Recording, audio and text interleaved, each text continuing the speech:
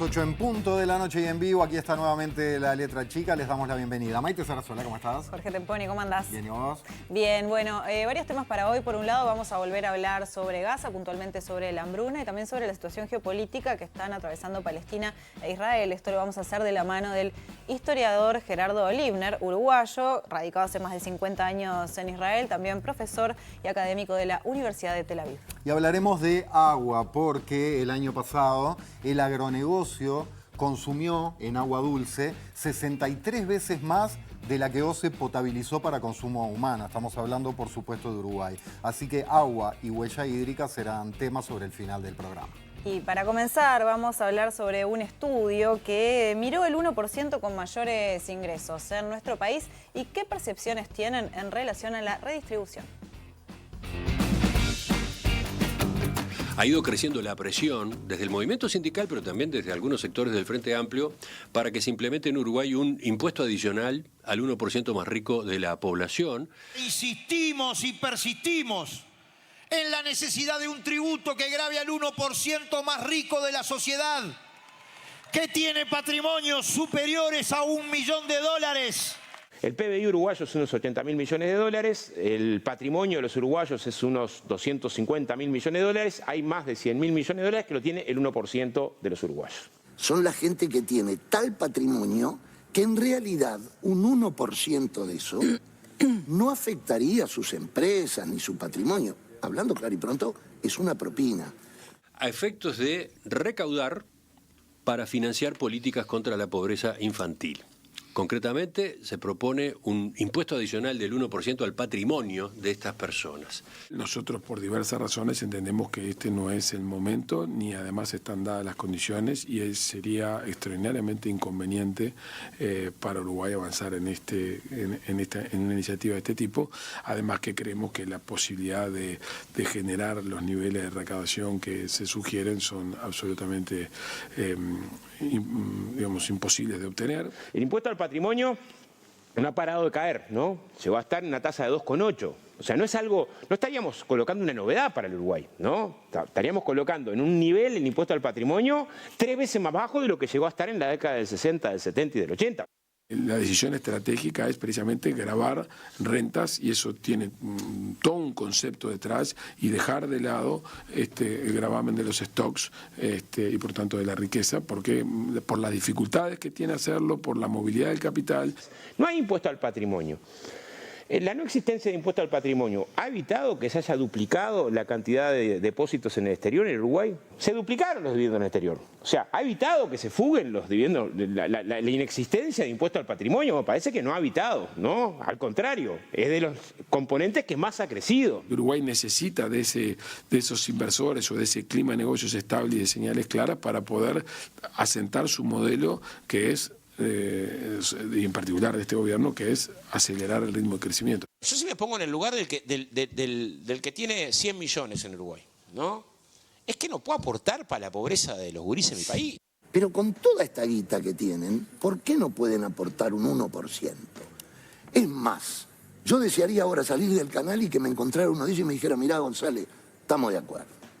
Más de 250 multimillonarios y millonarios renovaron el llamamiento a los gobiernos de las principales economías del mundo para que aumenten los impuestos a los más pudientes. Los mega ricos que piden una tributación más elevada dicen que su propuesta, de hecho, no es radical, sino una vuelta a la normalidad al tener en cuenta las actuales condiciones de extrema desigualdad y las consecuencias que consideran catastróficas para la sociedad. Salvo que las circunstancias fueran absolutamente otras, y la única que me imagino es que hubiera la introducción de un impuesto mínimo, un impuesto a la riqueza o al 1% más rico a nivel global, coordinado. Ajá. Y que por lo tanto la posibilidad de migración de los capitales estuviera totalmente reducida. No va a haber un avance en Uruguay en esta dirección, y me atrevo a decir que gobiernen quien gobierne.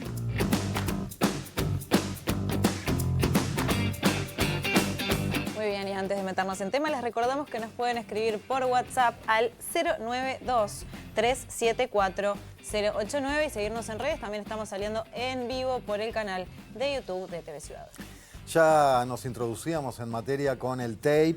Dada la creciente concentración de la riqueza en unos pocos a nivel mundial, la posibilidad de gravar a los más ricos se ha instalado desde hace varios años, la discusión sobre esto.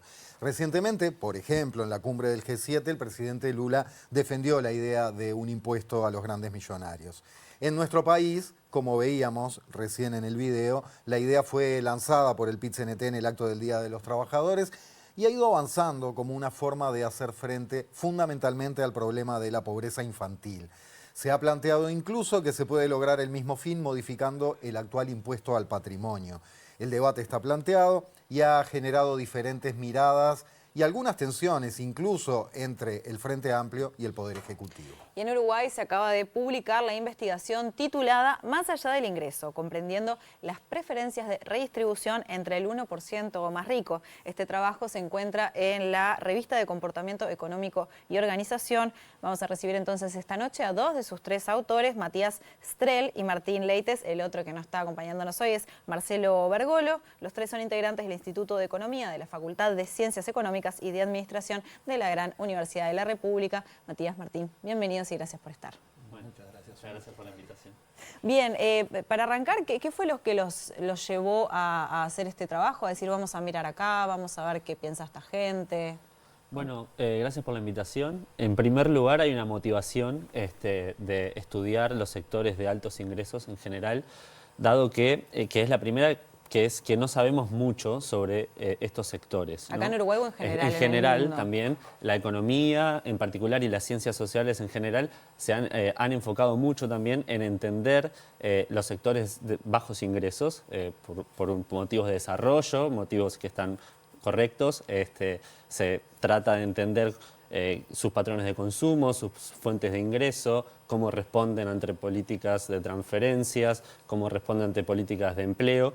Pero sabemos muy poco sobre qué pasa en la parte alta de la distribución, aquellos con mayor ingreso o riqueza. Entonces, una de las primeras motivaciones era ver la posibilidad la oportunidad de contribuir en ese sentido, a aportar algo de conocimiento sobre qué sucede en la parte más alta.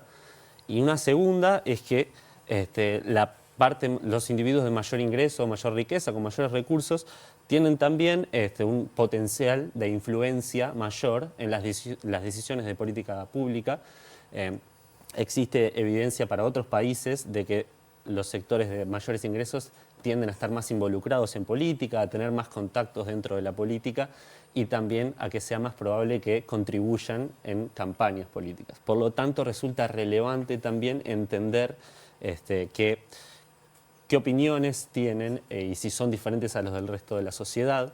Y creo que un punto que olvidé mencionar también es que en los últimos 15, 20 años, con la explosión de datos administrativos disponibles, se ha empezado a saber más, poco a poco, sobre qué sucede en la parte alta de la distribución, principalmente en materia de la concentración de los ingresos. ¿Cuánto concentran estos sectores o de la riqueza? Se sabe algo de sus características demográficas, de que, por ejemplo, dependiendo de los países, pero en su mayoría suelen ser hombres de edad adulta avanzada. Y bueno, en este sentido también vimos una oportunidad de contribuir en materia de ver cuáles son las características en algún sentido más actitudinal, de comportamiento, preferencias, opiniones. En cuanto al 1%, ¿no? A la idea del 1% con mayores ingresos. Después profundizaremos en si es más rico o con más ingresos, el tema patrimonio, eso lo dejamos para dentro de un rato. Pero ¿por qué el corte en el 1%? Y bueno, ¿qué argumentos han encontrado en Uruguay y el mundo que les parezcan convincentes a favor de gravar de manera especial a ese 1%? Pero ¿por qué el 1, no el 2, no el 5, no el 10? Bueno, un poco que los trabajos que han abordado el tema de la medición de la desigualdad y concentrarse en la parte alta de la distribución, no hay una razón más allá de la estadística. Y el punto de corte es relativamente arbitrario. Podría ser el 1, el 0,1. De hecho, los trabajos de Piketty se concentran en esas partes de la distribución. Lo que sí sabemos, y eso es gracias a los registros administrativos y a un esfuerzo muy importante de la medición, es que concentran una parte muy significativa de los ingresos o del patrimonio de los países. Pero estrictamente conocemos poco de qué los hace diferentes.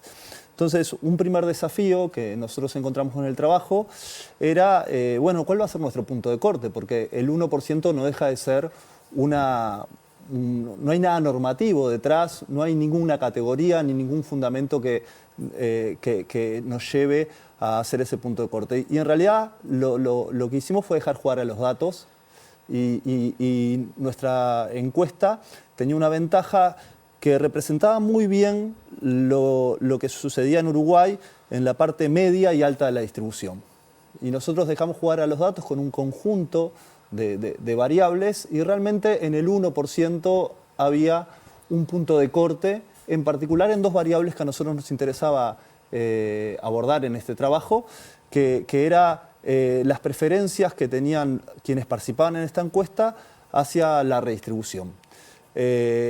Básicamente la pregunta era si les parecía importante que el Estado jugara un rol reduciendo la desigualdad entre los pobres y los ricos. Y a partir de esa pregunta, si tuviéramos una gráfica, lo que sucedía es que en el 1% había una caída en el apoyo. Eso sucedía con esta pregunta, pero también sucedía lo mismo con una pregunta que hablaba sobre la progresividad de los impuestos y se generaba un punto de quiebre en el 1%. Eso nos motivó a tratar de profundizar si esas diferencias en las actitudes hacia la redistribución se daba en otras variables. Y efectivamente empezamos a encontrar de que era un grupo que se distinguía del resto. Cuando decimos que se distinguía del resto, no estamos diciendo de la parte más baja de la distribución ni la población que eventualmente puede caer debajo de la línea de la pobreza o los estratos medios del Uruguay, sino básicamente lo estamos comparando con el 2% para abajo. Lo cual, que es lo que fue valorado por la revista, nos parece a nosotros, que nos publicó, y también cuando vamos a un seminario, es que encontramos evidencia de que ese grupo no solo se diferencia por su capacidad de concentrar ingresos, sino porque tiene un conjunto de atributos, de actitudes, de maneras de ver el mundo que lo diferencian del resto. Subjetividad podría ser una palabra para utilizar, una subjetividad especial que los diferencia de los Me llamó siempre la atención eso, ¿no? Viendo los datos del informe de ustedes, que dicen que del 2 al 5 son más parecidos a la media de opiniones y de sensibilidad en cuanto a redistribución y otros asuntos que ese 1%. Efectivamente. De hecho, a nosotros nos parece de que nuestro trabajo como aporta nuevos elementos para pensar este grupo como una categoría de análisis, que hasta ahora lo único que teníamos era como una estadística. Y bueno, sí sabíamos que tenían mucha capacidad de aportar, porque realmente concentran una parte de los ingresos. También sabíamos que preferentemente serán varones, sabíamos que se dedicaban a ciertos negocios. Bueno, ahora también sabemos de que tienen una manera de ver el mundo, tienen ciertas preferencias que los distinguen al resto y tienen algunas creencias o percepciones que lo diferencian del resto de la población. ¿Y cuáles son otras características así identitarias que les llamaron la atención de este 1% que lo separa del resto? Bueno, nosotros la primera pregunta que queremos contestar era si existían diferencias en cuanto al apoyo a la redistribución a través del Estado, con esta pregunta que planteaba Martín, y veíamos esas diferencias importantes, esa caída en el 1% más alto, y esa fue la primera pregunta que quisimos responder. Una segunda pregunta que surgía naturalmente era, bueno, ¿por qué se dan estas diferencias? ¿Qué explica? Una respuesta natural sería simplemente tienen más ingresos, si tienen más recursos, entonces tienen más para perder con una política redistributiva y por tanto es natural que presenten una mayor oposición, pero la economía y otras ciencias sociales han ido documentando otras características que también moldean las preferencias por la redistribución de la gente, es decir, otras características que hacen que los individuos decidan apoyar más o menos políticas redistributivas. Entonces nos centramos en dos conjuntos de lo que le llamamos determinantes de las políticas, de las preferencias redistributivas. El primer conjunto de variables que miramos son lo que nosotros le llamamos aspectos comportamentales o de la personalidad que podrían explicar, si hubiera diferencias, por qué apoyan más o menos redistribución. Y lo que miramos fue a través de juegos que se realizan para capturar algunas características del comportamiento. Miramos actitudes hacia el riesgo, cómo se qué tan dispuestos están los individuos a adoptar riesgos. En esa variable encontramos diferencias importantes. Aquellos individuos que están en el 1% más alto están más dispuestos a tomar riesgos y eso generalmente se relaciona con apoyar menos políticas redistributivas. Esto puede estar relacionado a que en mayor medida reciben ingresos de capital o a que en mayor medida son trabajadores independientes. Todo características relacionadas a estar dispuestos a tomar más riesgos. También nos concentramos en el altruismo, ¿no? Uno podría pensar, bueno, quizás puedan apoyar más o menos políticas redistributivas porque tienen distintos niveles de altruismo, ¿no? Se preocupan menos por el bienestar de los demás o más por el bienestar de los demás. Lo que encontramos ahí es que no había diferencias. Entonces, esto es importante decirlo, no era una característica en la que encontráramos diferencias entre los dos grupos y por lo tanto esto no era una posible explicación a esa caída en el apoyo a la redistribución. Esas fueron de las cosas más relevantes de este primer grupo de variables. Y después miramos un segundo conjunto de variables que apunta más a otras características que determinan las preferencias por redistribución, que son un conjunto de creencias, percepciones y formas de ver el mundo, nociones de justicia que pueden hacer que las personas apoyen más o menos redistribución. Miramos varias, pero lo más importante, donde encontramos más diferencias y donde encontramos que realmente estas variables contribuían a explicar esta brecha en el apoyo a la redistribución entre los dos grupos, eran, por ejemplo, la ideología política, o sea, la posición en el espectro ideológico entre izquierda y derecha. Encontramos que los individuos en el 1% más alto se encuentran más a la derecha en términos ideológicos. También tienen creencias meritocráticas más fuertes, en el sentido de que si nosotros le preguntamos a estas personas por qué razones los individuos son ricos o pobres, algunos atribuyen más al mérito individual, porque se esforzaron más o menos que los demás, o a circunstancias del azar o la suerte.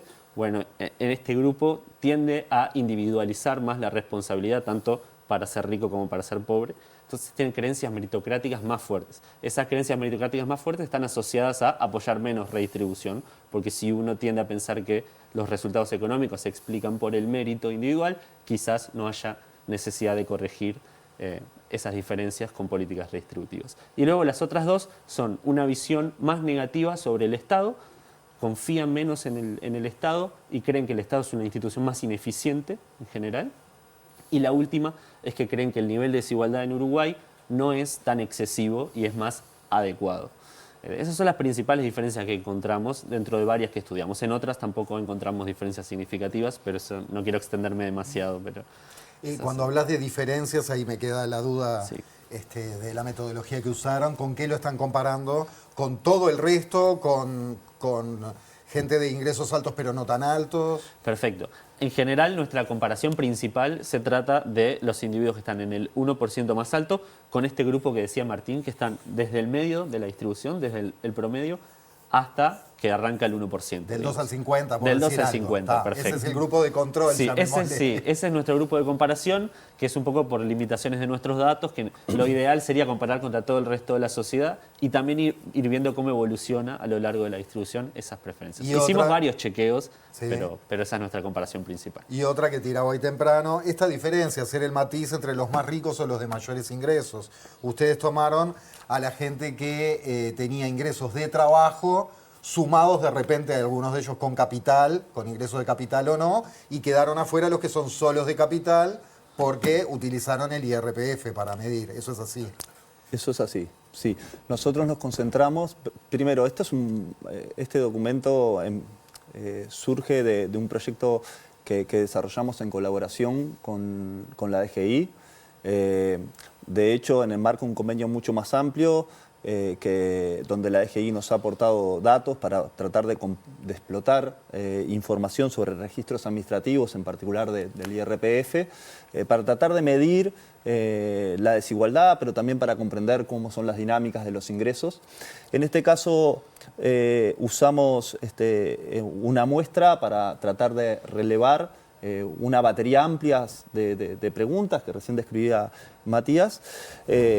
Lo que tiene la muestra que utilizamos es que es relativamente tiene un buen nivel de representatividad para el 50% de la distribución hacia arriba y nosotros lo que hicimos fue identificar a aquellos contribuyentes que se ubican en el 1% en una ventana del tiempo, no solo una vez, lo cual implica que persisten en la situación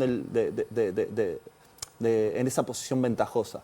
Esto es importante porque a lo largo, en la distribución muchas veces hay cambio de posiciones. En general, los que se ubican en la parte alta de la distribución tienen un menor nivel de movilidad porque persisten en esa posición como ventajosa. Y nosotros en particular nos quedamos aquellos en que confirmamos que están varios años.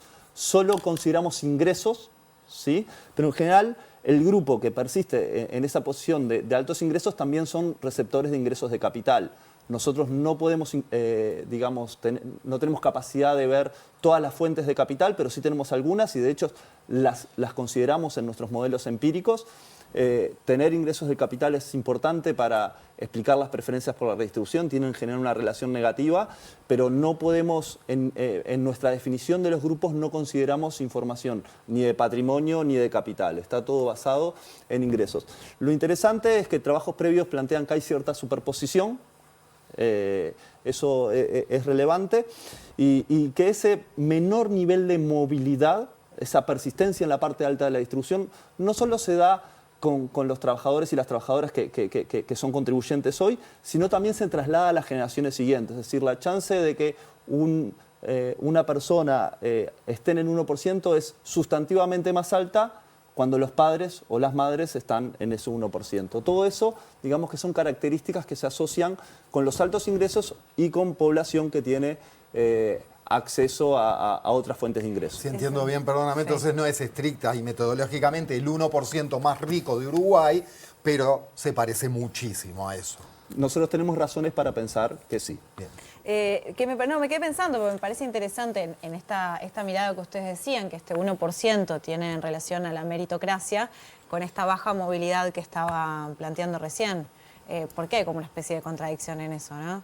Sí. Es decir, no, es todo una cuestión del esfuerzo de la gente cuando uno quizás ya nació con determinadas ventajas. Sí, bueno, hay toda una literatura que plantea de que las creencias que tienen las personas sobre qué tanto depende de uno o del contexto, los resultados económicos, se construye a partir de la experiencia propia. Entonces, aquellos que les va bien y tienen chances de movilidad ascendente, digamos que interpretan de que es gracias a su propio esfuerzo, y por lo tanto dicen, bueno, si yo lo puedo hacer, otros lo pueden hacer y por lo tanto no es necesario una política redistributiva porque el que se esfuerza lo logra. Y eso es un poco consecuencia de las trayectorias familiares e individuales. Mientras tanto, personas que no tienen esas trayectorias de movilidad ascendente y en realidad se esfuerzan y no les va bien, tienden a tener percepciones de que el esfuerzo no lo es todo, de que pesan las desiguales distribución de oportunidades y las circunstancias que están fuera del control y por lo tanto tienden a demandar un rol más activo del Estado en la redistribución, en equiparar oportunidades. Y sobre esto, porque es una discusión que se da muy seguido de boliche, digamos, ¿no? Más allá de las percepciones de estos distintos grupos, el punto de vista de ustedes a nivel científico, a nivel de la economía, ¿está absoluto y meridianamente comprobado que la meritocracia absoluta es una falacia? Lo saqué un poquito del estudio ahí. Lo sacaste un poco del estudio. Lo que te puedo decir lo primero es que una sociedad que es meritocrática por excelencia es la de Estados Unidos, donde se autopercibe como la tierra de oportunidades y el que se esfuerza le va a ir bien. En los últimos 15 años, justamente usando registros administrativos para Estados Unidos, existe mucha evidencia que plantea que las chances de movilidad intergeneracional son relativamente bajas, mucho más bajas que los que se creía previamente. ¿Qué es lo que quiere decir eso? Que incluso en Estados Unidos, que tiene esa visión meritocrática, esta idea de que si tus padres pertenecen al sector de altos ingresos, es más alta que la chance de que tú persistas en esa situación. Bueno, en Estados Unidos sucede. No solo sucede con los ingresos, sino con las buenas universidades. Contrariamente, si naciste en un hogar que está en la parte baja o media de la distribución, la chance de que accedas a la parte alta de la distribución existe, pero es mucho más baja, y es desproporcionadamente alta la chance de que persistas en la parte baja de la distribución. Digamos de que la literatura sobre movilidad intergeneracional, que es un poco esta idea de qué tanto depende del esfuerzo individual, las chances que tenemos, o qué tanto depende de las familias que no la elegimos, lo que plantea es que hay muchas diferencias entre países. Los países que tienen mayores niveles de movilidad en general son países que son menos desiguales y donde el Estado tiene un rol relativamente importante, como es el caso de Finlandia, o los países escandinavos, mientras que en países con mayores niveles de desigualdad las chances de movilidad intergeneracional son relativamente más bajas. En el contexto, los estudios para Uruguay plantean de que la movilidad estamos en una situación como intermedia, y lo que se confirma es que existe mucha persistencia en las colas, es decir, las colas de la distribución. Si nacés en un hogar que está en la parte alta, la chance de que persistas ahí es relativamente alta, y si nacés en la parte baja, la chance de que persistas ahí es relativamente alta. Donde existe más movilidad en Uruguay es en los estratos intermedios. Y un comentario ahí quizás también, que es interesante lo que sucede en los datos, como mencionaba Martín, en distintos países, y también lo que percibe la gente que sucede. Hay estudios interesantes que muestran diferencias entre países europeos que tienden a tener sociedades más igualitarias, como los escandinavos, y las diferencias con Estados Unidos, que es como el otro ejemplo de sociedades con más desigualdad y menos apoyo a la redistribución, menos intervención del Estado en ese sentido. Y, por ejemplo, en Estados Unidos lo que sucede es que la gente sobreestima las posibilidades de movilidad ascendente de la gente, ¿no? Creen que si una persona que nace en la parte baja de la distribución cree que las chances de llegar a la parte alta con su esfuerzo son determinadas, y después lo que sucede en los datos es mucho menos que esa percepción. Mientras que en Europa sucede lo opuesto, y las personas suelen ser más pesimistas de lo que en realidad sucede, ¿no? Creen que las chances de llegar son muy bajas para personas que nacen en la parte baja de la distribución. Sin embargo, eso es un poco más alto en los datos de lo que sucede en las percepciones. Como que eso también es un aspecto interesante a hablaron de otras zonas del mundo. Este es un debate que también se está dando en otros países, entonces. Sí, el debate sobre las características del 1%. Sí, la redistribución o no. Sí. Las políticas que hay que implementar.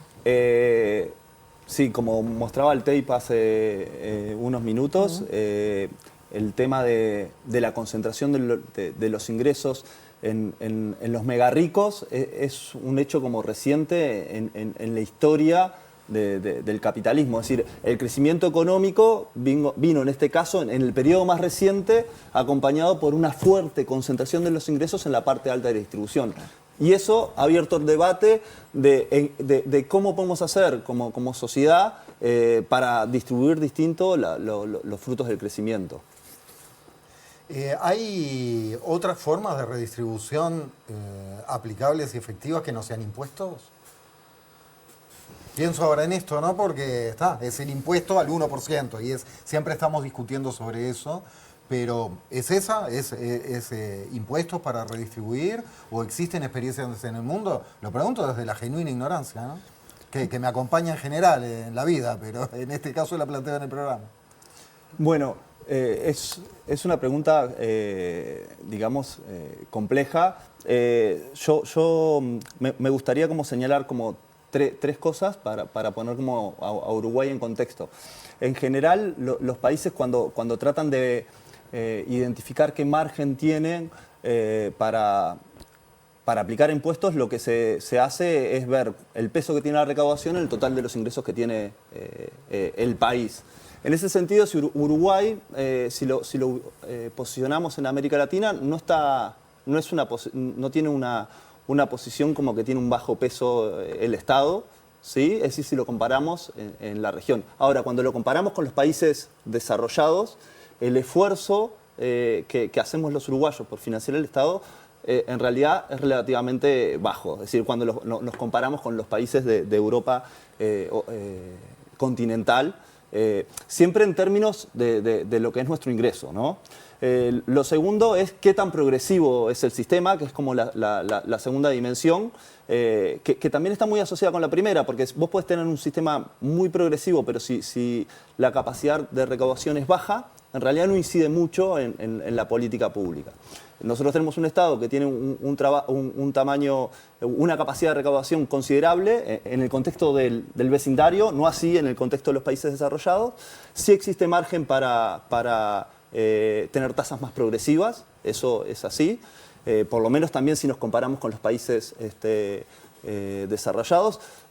Después hay una discusión de que los ingresos laborales sí son progresivos, los ingresos al capital en realidad se graban a una tasa que es constante, entonces eso muchas veces genera como una oportunidad para arbitraje, dependiendo de qué me conviene, me tiro para un lado o para el otro. En algunas, no en los trabajadores dependientes, pero en trabajadores independientes se puede abrir esa opinión y ahí hay como un margen que no solo podría llevar a mejorar la progresividad de los impuestos, sino también a la eficiencia, porque detrás de todo esto también está en tener un Estado que pueda recaudar de manera eficiente, y eso lo que implica es que no se pierdan ingresos en el camino de la recaudación. Y la tercera pata es qué hacemos con lo que recaudamos, y en eso también se puede ser progresivo. Hacia dónde se destina y con qué eficacia se destina. Entonces, digamos que hay que mirar esas tres patas para ver si tenemos capacidad para hacer las cosas distintas. Y si corremos la mirada un poco y de ese 1% pasamos a mirar al resto de la sociedad uruguaya, ¿se puede decir qué preferencias tenemos? ¿Se ve algo en general, en conjunto? Bueno, o sea, en el estudio que nosotros miramos, que obviamente no es único y no queremos concluir más de lo que podemos, pero nosotros vemos generalmente hay un apoyo hacia políticas redistributivas, hacia creer que el Estado tiene un rol relevante en reducir la desigualdad en el país. Nosotros después lo que hacemos es una comparación a nivel de, bueno, dependiendo de la posición en la distribución en la que se encuentran, cómo varía ese apoyo. Pero en promedio uno podría decir que en nuestro estudio nosotros encontramos niveles de apoyo relativamente altos al rol del Estado en reducir la desigualdad. Pero Martín también acá puede aportar seguro por algún otro estudio que hace también. Sí, en algunos... Esto es una fotografía que la tomamos allá por el 2019. Lamentablemente no tenemos tantas fuentes de datos que exploran este tipo de variables que son tan importantes para comprendernos como sociedad.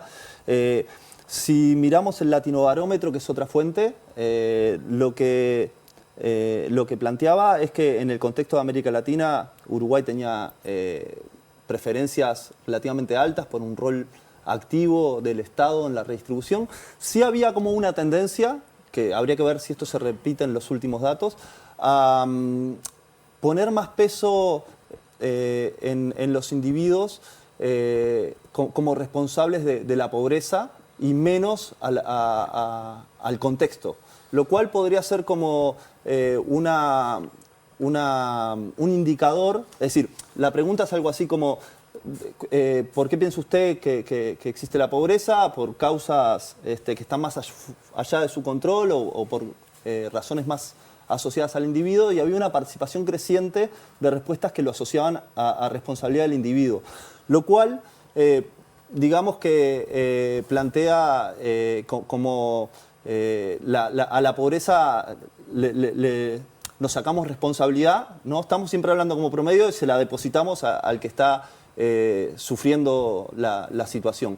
Y eso podría tener un correlato con los apoyos o no a las políticas redistributivas. Después lo otro interesante, que esto pasa en Uruguay y pasa en muchos lados, es que todos nos creemos clase media. Es decir, de hecho en nuestros datos eso también sucede.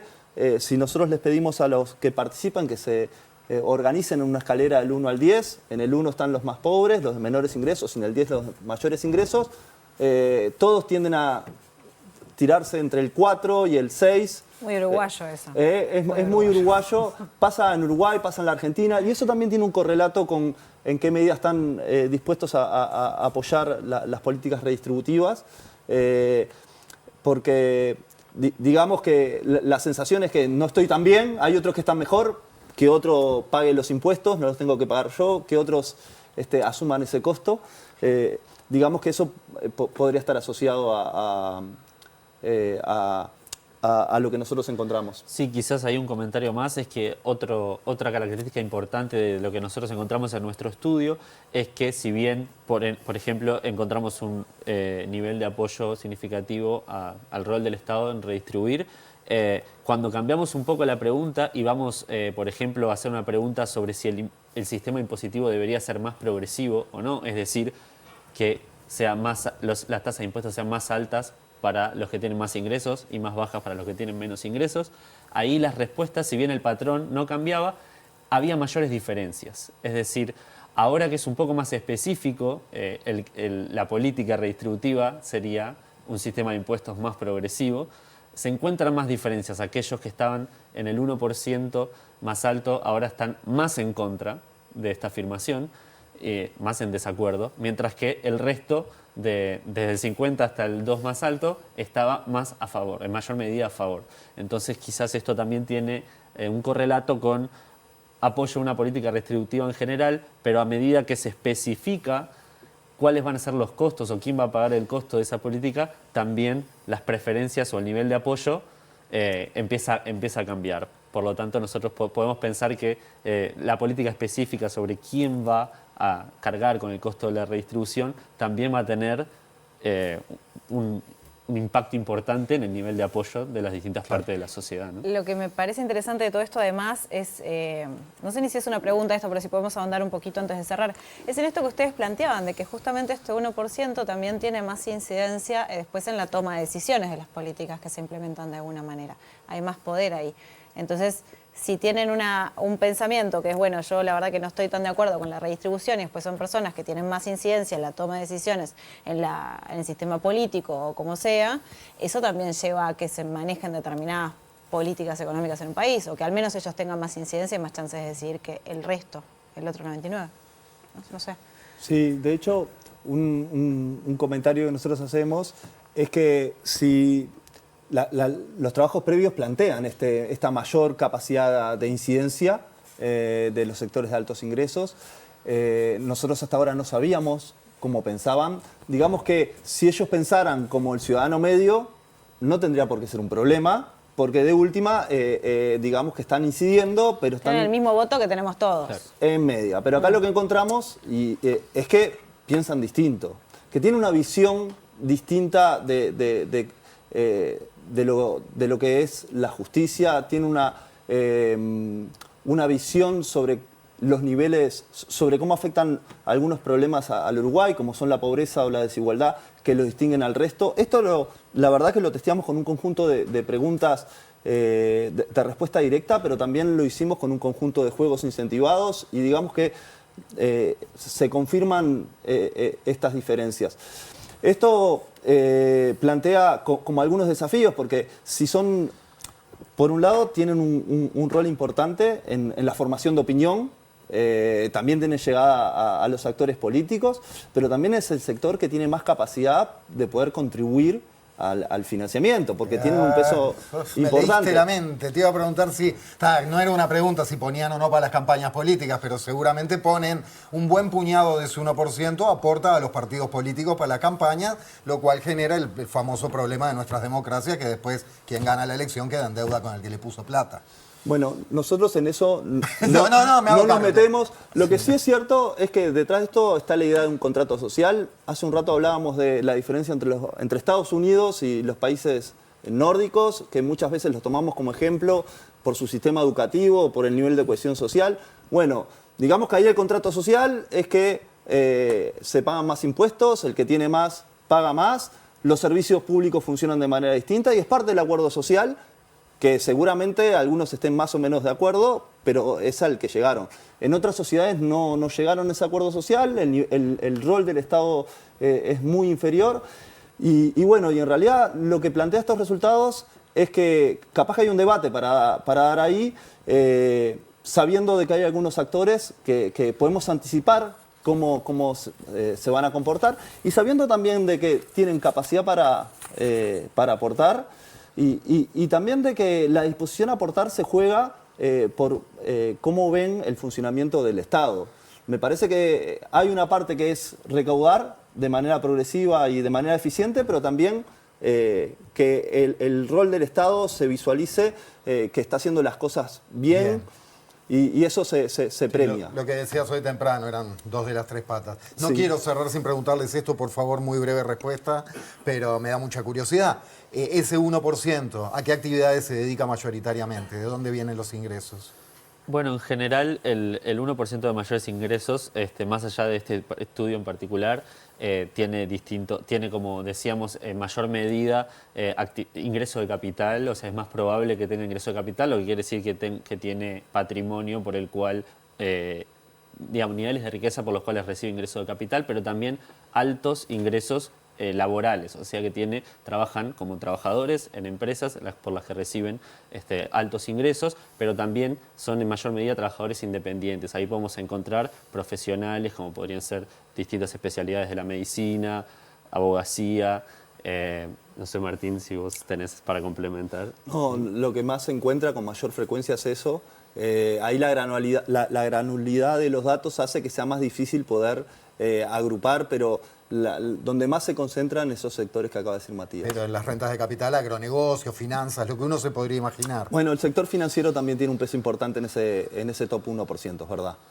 Sí, sí. Gracias, muchachos. Muy bien. Bueno, Muchas gracias por la invitación. Un gusto, Gracias por venir. Bueno, quédense porque en el próximo bloque de La Letra Chica vamos a estar recibiendo a Gerardo Livner para hablar de Gaza.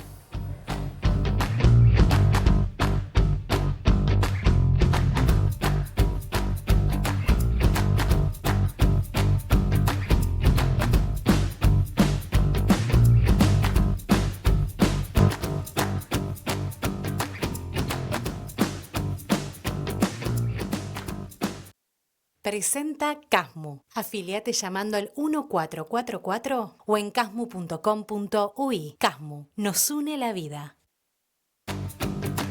Hasta la Primera Guerra Mundial, Palestina formó parte del Imperio Otomano, pero con su partición pasó a ser administrada por el Reino Unido. Bajo el mando de Lord Peel, una comisión real viajó a Palestina.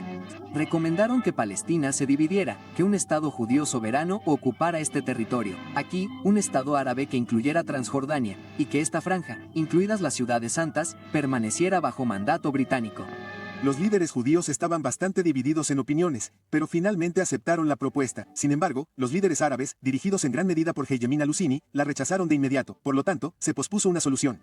Los británicos se convirtieron en los primeros en poner por escrito en un documento la promesa de un hogar nacional judío en Palestina, y durante un tiempo permitieron una inmigración que creció con fuerza por el antisemitismo en Europa. La población judía en Palestina pasó de 80.000 personas en 1922 a más de 600.000 en 1947.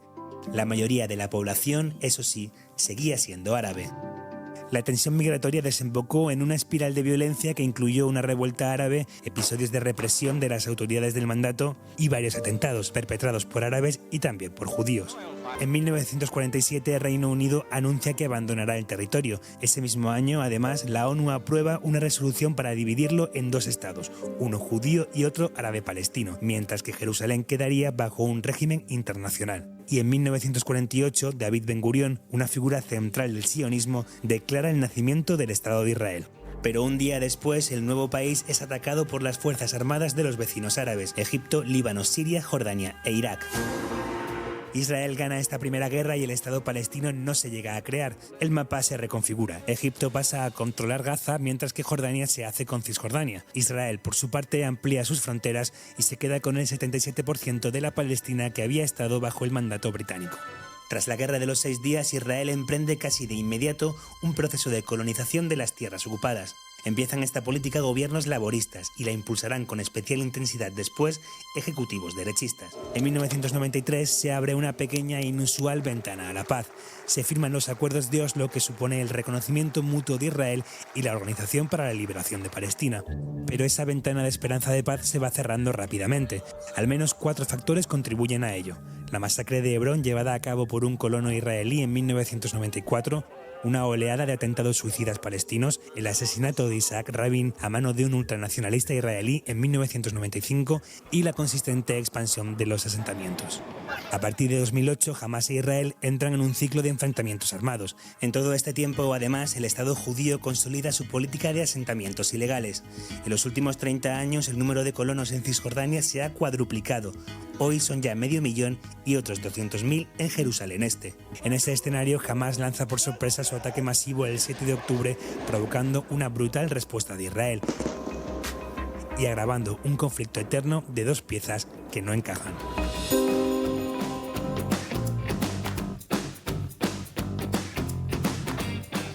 Bueno, esta semana se declaró oficialmente la hambruna en Gaza, según un informe respaldado por la ONU.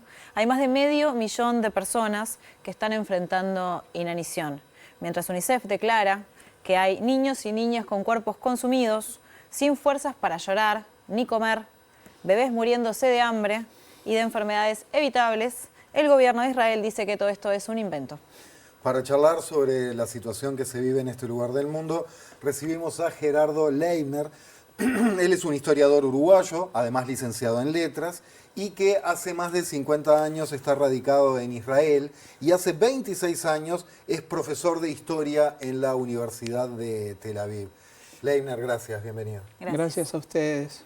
Para empezar, pregunta profunda para respuesta breve. Primeras grandes líneas de qué lectura haces de lo que está sucediendo en Gaza. A ver, lamentablemente lo que está sucediendo en Gaza en este momento es un proceso de genocidio. Un proceso cuyo objetivo es desplazar a toda la población palestina de Gaza, concentrarla en el sur, despreciando totalmente la vida humana, y el resultado es catastrófico. Solo para agregar un dato, 62.686 muertos por acciones armadas había hasta esta mañana. Además, hay 289 muertos estos últimos 2 meses por desnutrición y más de 10.000 desaparecidos presuntamente bajo los escombros, gente que no pudo recuperarse sus cuerpos. A eso le agregamos el aumento en la mortalidad a raíz de enfermedades, el fallecimiento de personas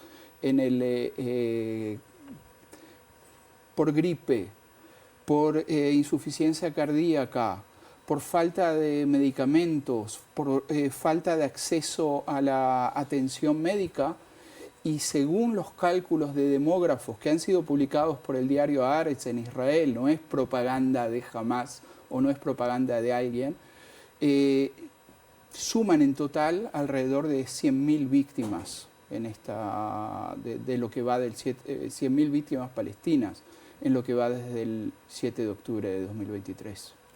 Para poder entender un poco cómo se llegó a todo esto, Gerardo, me parece que es interesante tener tu perspectiva sobre cómo ves el gobierno de Netanyahu, cómo está conformado, cómo funciona el Parlamento, porque eso también hace definitivamente a la cuestión y a por qué se pueden implementar o no determinadas políticas y llevar adelante determinadas cuestiones, ¿no? Sí, el gobierno de Netanyahu el actual gobierno de Netanyahu, porque Netanyahu estuvo al frente de los gobiernos de Israel durante mucho tiempo. Sí, todo esto saltó en un momento muy particular también, ¿no?, de su gestión, digámosle. Sí. En fines de 2022 hubo elecciones parlamentarias y por una muy pequeña minoría ganó una coalición de derecha y ultraderecha. Netanyahu al frente, tradicionalmente yo diría un nacionalista conservador, pero para poder sostenerse en el poder está aliado a 2 partidos de ultraderecha, uno de ultraderecha religiosa, fundamentalista, que lo condicionan totalmente. Hay que mencionar que además Netanyahu está en medio de procesos judiciales, acusado de corrupción, que viene haciendo todo lo posible por alargar ese juicio que ya lleva años, y todas las tretas judiciales y extrajudiciales posibles, y que el mantenerse en el poder no es solo mantenerse en el poder, es preservar su propia libertad. Entonces es totalmente prisionero de estos sectores de ultraderecha. Este gobierno asumió intentando dar un impulso muy fuerte a la colonización de Cisjordania y con el programa deliberado de impedir a toda costa la creación de algún futuro Estado palestino. Y esto mucho antes del 7 de octubre. Ha realizado antes del 7 de octubre un montón de provocaciones. Su interés era llegar a una confrontación con la autoridad palestina en Cisjordania. El 7 de octubre los tomó de sorpresa y abrió fuertemente el frente con Gaza y con Hamas, que estaba gobernando Gaza, y bueno, creó y yo diría de que lo que ha sucedido, que probablemente no estaba programado por ese gobierno de esa manera, es que están desatando sobre Gaza en buena medida lo que quisieran hacer hacia Cisjordania, que es desplazar a la mayor cantidad de población palestina posible para extender el dominio israelí sobre la mayor cantidad de territorios. Y antes de seguir hablando sobre esto, para entender un poco más cómo funciona en el Parlamento, ¿qué tanta fuerza tiene la izquierda, por ejemplo, quizás pensamientos un poco más progresistas? La izquierda es muy débil. La izquierda tuvo su peor votación en el 2022. El Partido Laborista, que es el histórico centro-izquierda creador del Estado de Israel, se vio reducido a 6 diputados en 120. El Partido Meretz, centro-izquierda sionista, a la izquierda del laborismo, no logró ingresar al Parlamento porque no obtuvo los 4 escaños, que es el mínimo para ingresar. Y más a la izquierda quedó el Frente Democrático por la Paz e Igualdad, que es el Partido Comunista y grupos menores, con 5 diputados, y cuyos votos generalmente provienen mayoritariamente de la minoría árabe, que es ciudadana de Israel y que siente de que ese es el sector político que mejor defiende sus intereses y sus derechos. Claro. Muchas veces durante la historia de la humanidad y del siglo XX, ni que hablar, se realizaban acciones de exterminio a espaldas, en tiempo real, a espaldas de la opinión pública internacional. Después se iban sabiendo las noticias y se iban sabiendo, incluso muchas veces los propios pueblos cuyos gobiernos eran protagonistas de las matanzas, se iban enterando después de los horrores. Ahora los horrores los vamos viendo en directo y sin embargo no los logramos frenar, como humanidad me refiero. ¿Por qué crees que pasa esto? ¿Cómo juegan los poderes como para que esta violencia obscena e inaceptable la veamos todos los días y sin embargo de momento no se pueda parar? A ver, del punto de vista filosófico o en cierta manera tratando de entender cómo funcionan los medios hoy en día, yo diría de que la obscenidad embrutece. Embrutece a quien la ve, a quien la percibe. Y entonces estamos perdiendo sensibilidad. Y eso es grave. Eso es grave porque esto tiene que ver con muchas otras cosas. Por otro lado, estamos actualmente todavía al comienzo de lo que sería un proceso de exterminio. Las cosas se han dado, se han desencadenado de una manera que como el ataque de Hamas en el 7 de octubre fue considerado, no fue un ataque de Israel el que desencadenó la violencia actual, dejó un margen para que distintos sectores de la opinión pública internacional quedaran expectantes, como entendiendo al principio la reacción de Israel. Y hasta que llegó la conciencia de que esta reacción no solo que es desmedida, sino de que está atada a un programa que ahora, recién en los últimos meses, los principales dirigentes israelíes lo están expresando claramente, de que realmente quieren desplazar a los palestinos de Gaza y que Trump se sumó a eso, hablando de crear un balneario sin los palestinos, entonces recién ahora la conciencia de buena parte de la humanidad está entendiendo de que no estamos simplemente ante una guerra cruenta, sino estamos ante algo mucho, mucho más grave que realmente hace recordar a procesos genocidas del pasado, lamentablemente. Y Gerardo, en esto que estás comentando sobre esta quizás nueva mirada que se está pudiendo tener respecto a este tema, decíamos que tú sos profesor en la Universidad de Tel Aviv. ¿Cómo ves a los jóvenes? ¿Cómo ves el rol que tienen? ¿Cómo afecta el servicio militar obligatorio? ¿Cómo están viviendo esto? A ver, en Israel tradicionalmente la juventud, la temprana juventud, los adolescentes, los que hacen el servicio militar y en los primeros años después del servicio militar están muy a la derecha nacionalista del resto de la población. Y lleva un proceso, yo diría, luego de estudios y de vida y de reinserción en la vida civil para que vayan madurando hacia posiciones, digamos, más sensatas o más pragmáticas, moderadas en su sentir. ¿Por qué es eso? Por el adoctrinamiento del sistema educativo, que es muy fuerte en Israel. Los niños son educados para ser soldados, para servir a la patria, para luchar contra el enemigo árabe. Estoy hablando de los niños. El sistema educativo además es segregado. Niños judíos no van a la escuela junto con niños árabes, no se crían juntos. Entonces ya hay desde el arranque hay un otro que está muy lejano. Un sesgo que deshumaniza al otro, y el otro es un vecino.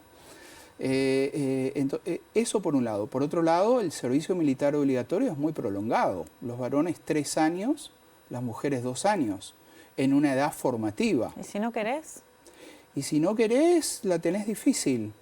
Hay distintas maneras de tratar de solucionar eso. Existe la objeción de conciencia, que se la dan a muy pocos, les hacen la vida muy difícil, y eso, digamos, los que tienen una cabeza política muy formada y también una seguridad familiar, porque también existe la presión social, claro, que es muy fuerte. Sos mejor varón si vas a hacer el servicio militar, y si lo haces en una unidad de combate, más apreciado por tu entorno. Para las mujeres es más fácil evadirlo. Y hay quienes se hacen los enfermos o buscan la forma para obtener la excepción. Claro. Pero la inmensa mayoría participa en eso, y eso forma mentalidad. Y lleva, yo lo veo a los jóvenes que llegan después a estudiar en la facultad y cuando empiezan a tener algo de pensamiento crítico o a observar incluso como en clases de historia otras realidades, se les empieza a abrir la cabeza. Claro.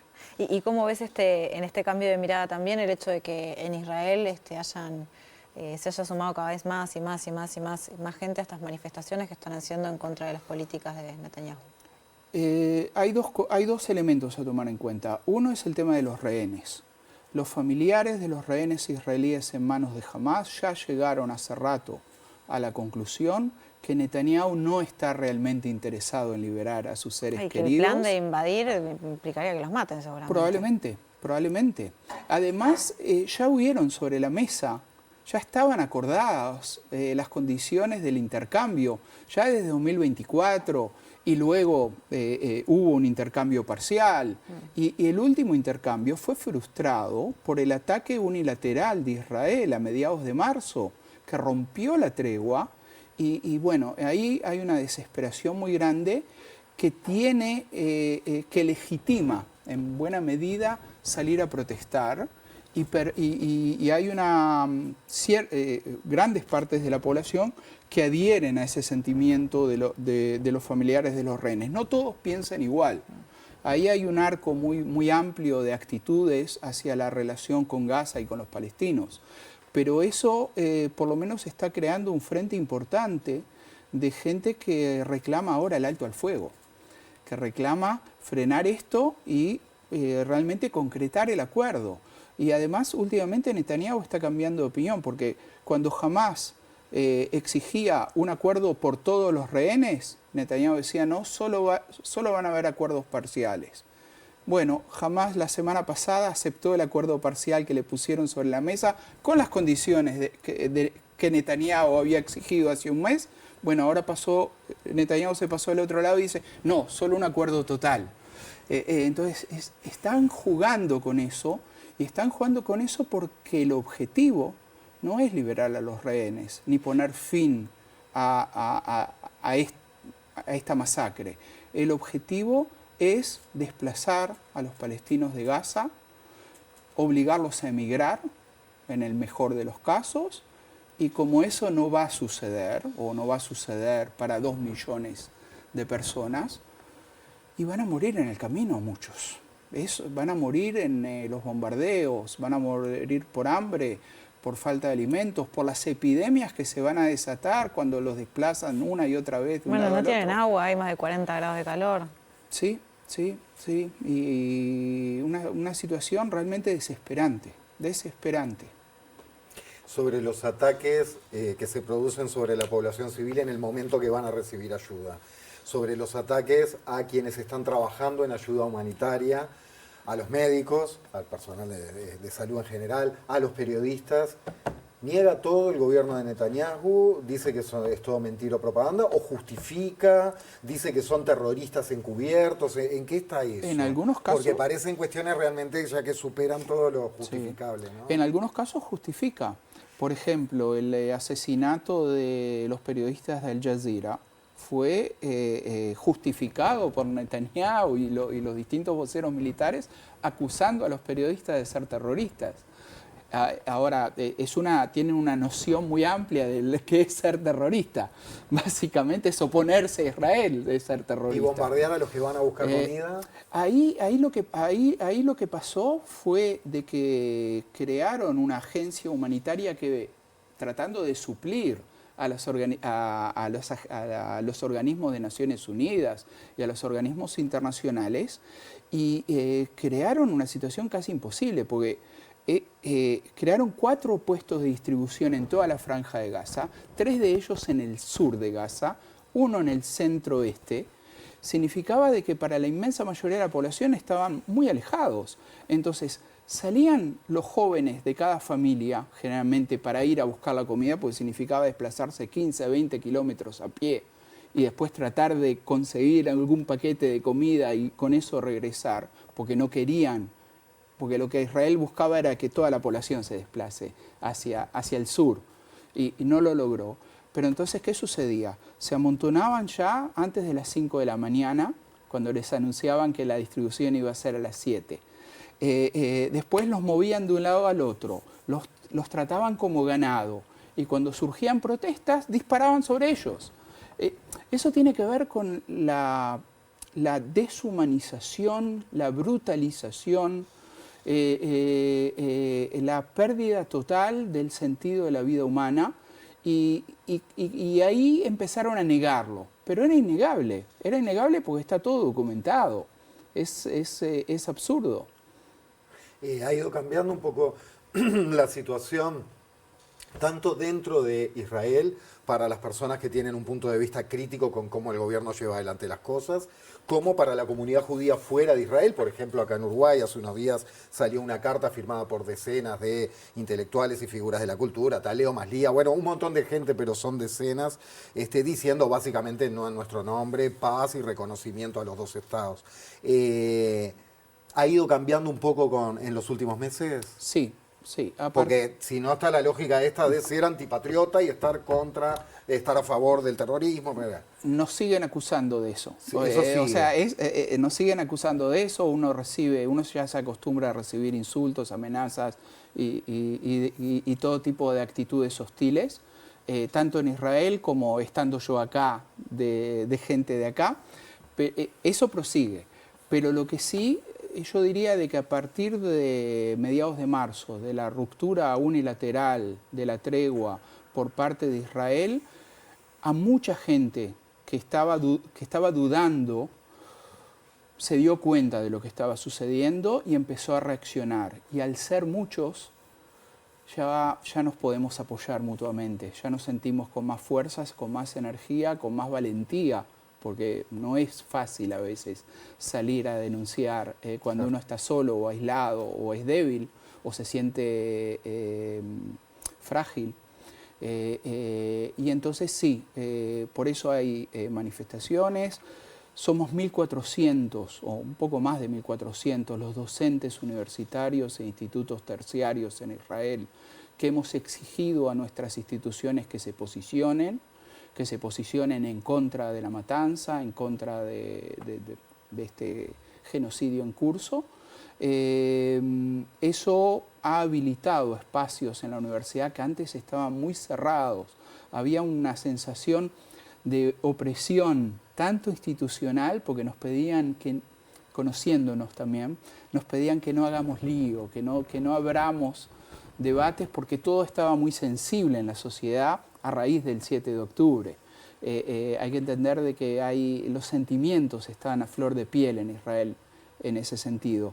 Entonces, eso se abrió. Hay más debate, hay más posicionamientos, hay una visión crítica que se está extendiendo y además el hecho de que la estamos expresando cada vez más habilita a otros a pensar. Se está abriendo la esfera pública. También entre los judíos del mundo yo debo decir de que aquí fue muy tímido la apertura de visiones críticas si uno compara, por ejemplo, con Nueva York. Nueva York, que es la ciudad con más judíos que hay fuera de Israel. Manifestaciones muy grandes el año pasado de jóvenes judíos protestando, diciendo no en nuestro nombre.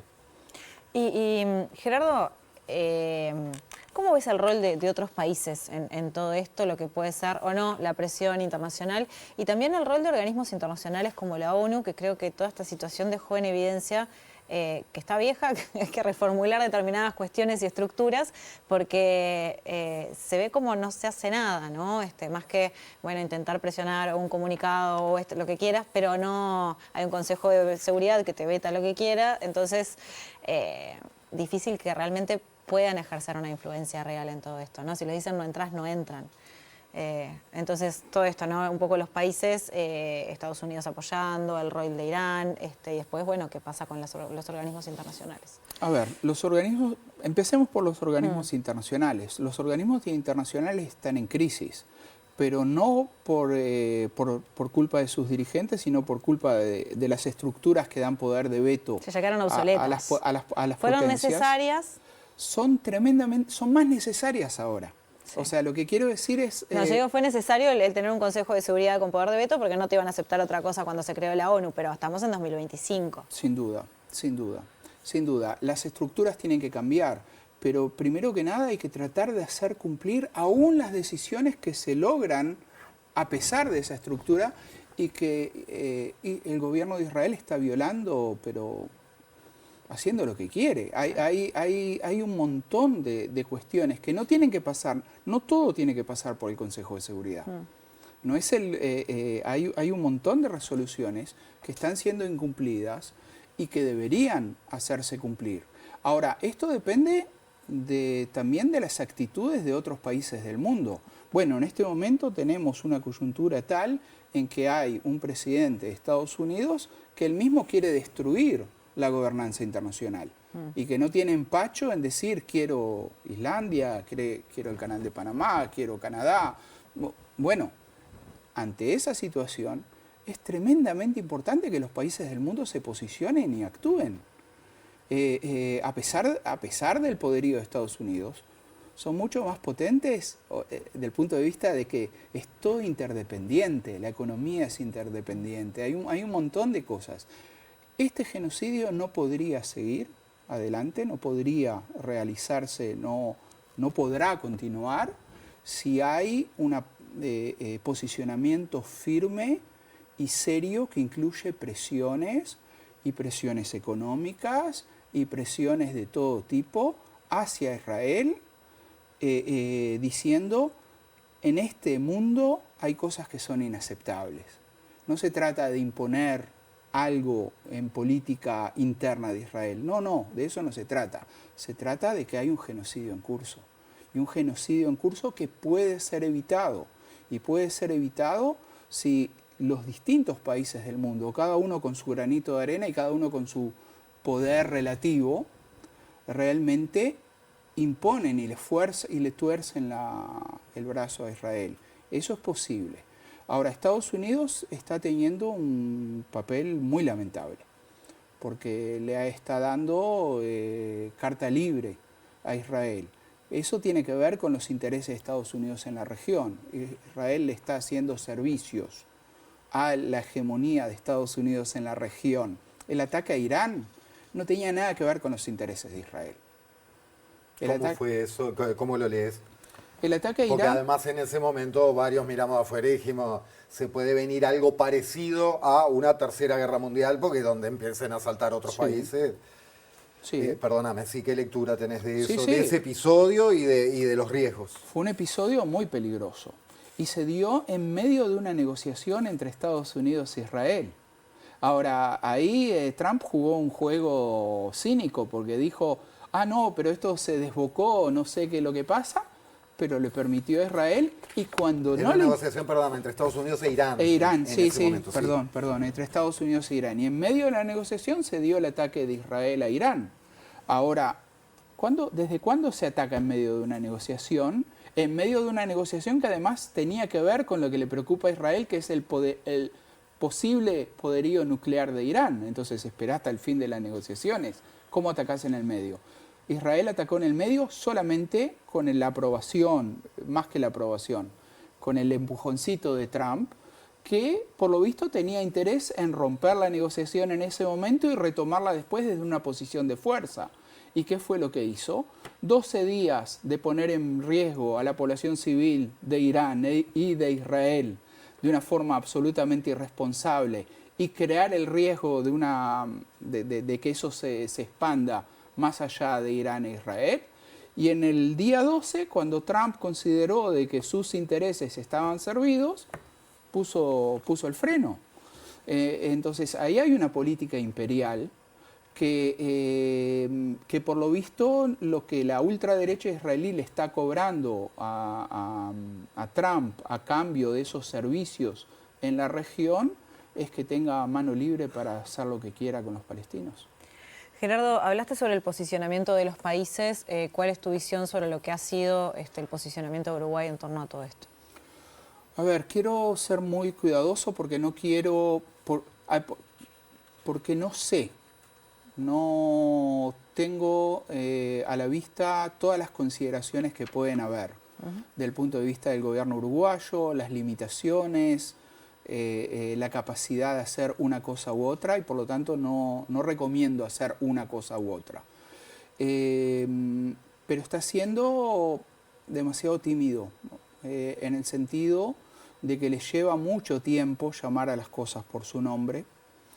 Le lleva mucho tiempo, más tiempo que a otros países de América Latina, hablar de un genocidio. Hablar de genocidio y tomar alguna medida práctica. Yo no sé cuál, porque ahí hay que tomar en cuenta consideraciones pragmáticas de qué se puede hacer desde Uruguay, el efecto que pueda tener. Sin duda Uruguay, su efecto puede ser más que nada simbólico, pero también pueden haber algunas cosas prácticas. No sé, de todas maneras es muy tímida las expresiones que salen desde Uruguay hacia lo que está sucediendo y uno esperaría algo más claro, más contundente, más elocuente.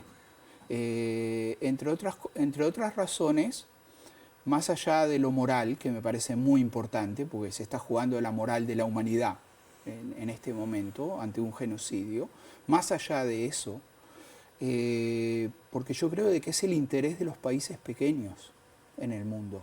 Porque lo que está sucediendo en Gaza está socavando el derecho internacional y está creando un precedente que puede ser la ley de la selva. O sea, que el más poderoso pasa por encima del más débil. Y los primeros que van a lamentar eso son los países que tienen poco poderío militar y no pueden defenderse de la amenaza de un prepotente, de algún vecino o de quien quiera una riqueza natural. Siguiendo con el tema de Uruguay vinculado a la cuestión, luego de que el gobierno dejara en suspenso el acuerdo con la Universidad de Jerusalén la semana pasada, el uruguayo israelí Salomón Vilensky, que era uno de los asesores de la oficina de la ANI en Jerusalén, renunció inmediatamente a su cargo de asesor y trató al canciller Mario Lubetkin de judío de mierda. ¿Qué lectura haces de esto más allá de la expresión? Vos sos un tipo que hace décadas labura en una universidad en Israel. ¿Qué lectura haces de toda esta situación? A ver, por los datos que tengo, la oficina de la ANI era un kiosquito. No había ahí intercambio científico ni nada significativo. Nada significativo. Surgió en una coyuntura política muy especial, en un gobierno de transición que quiso poner algo simbólico, políticamente simbólico, de apoyo a Israel. Sin duda, en una coyuntura en la que esta matanza ya se estaba dando, ya hace rato se estaba dando. Entonces, fue más que nada un movimiento político. Me parece muy bien de que el gobierno actual se trate de deshacerse de ese clavo que le quedó. Yo no puedo, como académico de una universidad israelí, no puedo, ni creo que es lo adecuado, decir que hay que tomar medidas contra instituciones israelíes, es la que me paga mi salario, pero yo creo de que hay que ejercer presión y que hay que ejercer presiones efectivas y que cada gobierno y cada institución tiene que pensar cómo logra impactar de alguna manera, logra pronunciarse con palabras y con hechos para dejar claro de que un genocidio es algo inadmisible. Eso está por encima de todo.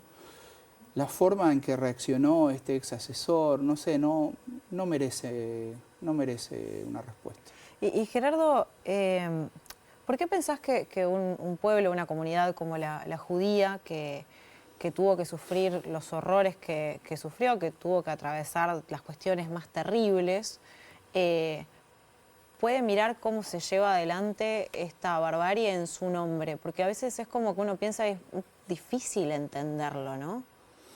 Sí, no solo es difícil, a mí me causa una profunda angustia, debo decirlo. A ver, pues hay distintos tipos de explicación. Está la explicación que dice que generalmente muchas víctimas tienden a ser victimarios, una explicación psicosocial muy conocida en el ámbito de los individuos, las trayectorias familiares, etcétera, eso sucede. No es una explicación política, no es suficiente. Para entender la explicación política está lo que ustedes presentaron al comienzo. O sea, hay una historia.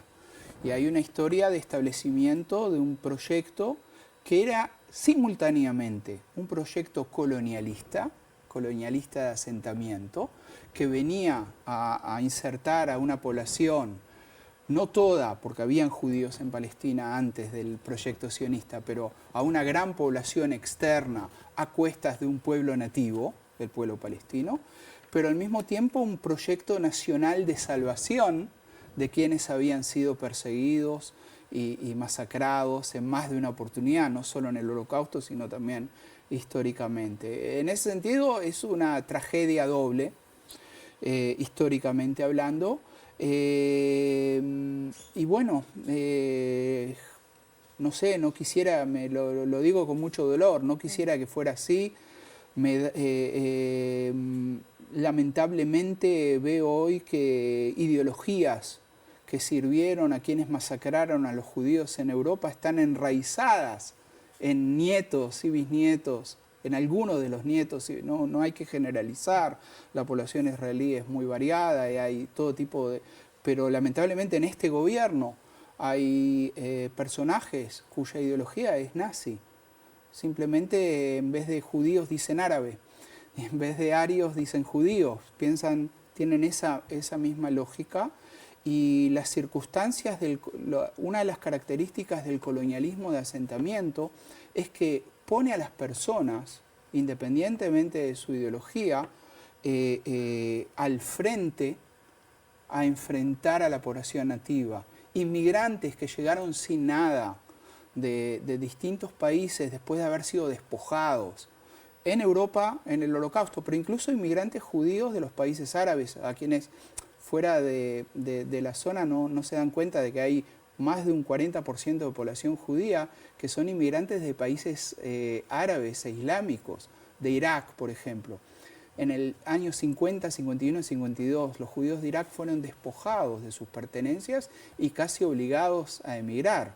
Entonces muchos se dirigieron a Israel y reorganizaron su vida en donde, en lo que habían sido poblados de palestinos que fueron expulsados 2 años antes, en el 48.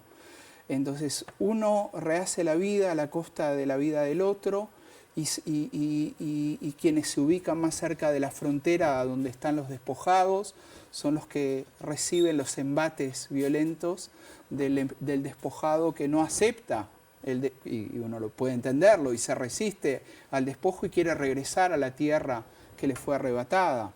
Entonces, en ese proceso, y al haber fracasado el proceso de paz en los años 90, hay un muerto al que hay que referirse, porque hubo un intento de reconciliación y de reorganización de las relaciones entre los pueblos en los años 90 y fracasó. Bueno. Complejo. Sí.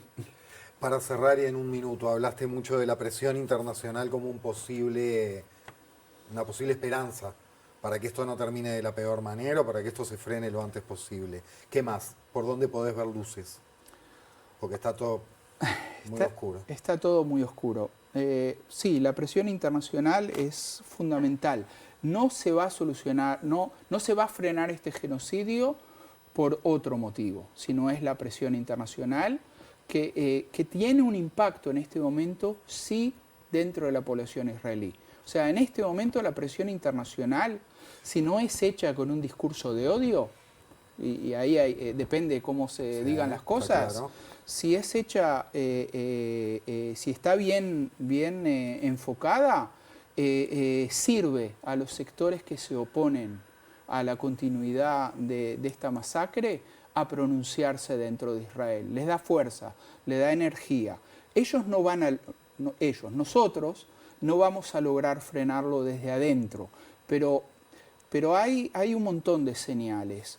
Hay cada vez más soldados, reclutas y reservistas que o se niegan a entrar a Gaza o tratan de evadir el servicio militar de distintas maneras. La noticia que se publicó en la última semana que daba un dato de los servicios de inteligencia de Israel que reconocían que el 83% de los muertos en Gaza eran no combatientes, se filtró. ¿Por qué? ¿Cómo? Porque oficiales jóvenes de la inteligencia militar de Israel lo están filtrando. Y lo están filtrando porque se oponen de su forma de tratar de despertar la conciencia del mundo acerca de lo que está sucediendo. Hay cada vez más protestas en Israel, ese es el lado bueno, pero no va a ser suficiente. En Gaza también hubo una manifestación admirable hace 3 días, en la ciudad de Gaza, que está a punto de ser avasallada, según las amenazas de Netanyahu. Eso va a suceder en las próximas 2 semanas, que Israel va a tratar de ocupar físicamente la ciudad de Gaza, que está sitiada, que está bombardeada, pero que los soldados todavía no la han ocupado. En la ciudad de Gaza hubo una manifestación palestina en contra de la matanza, a favor del alto el fuego, y exigiendo a Hamas y Netanyahu que intercambien prisioneros y basta. Con hambre, bombardeados, con una cantidad de niños mutilados, heridos, con un dolor brutal, organizar miles de personas que en estas condiciones se manifiesten, bueno, para mí es una luz que obliga a todos a redoblar el compromiso con esta gente. Gerardo, gracias. Muchas gracias. Gracias a ustedes. Ya sigue la letra chica.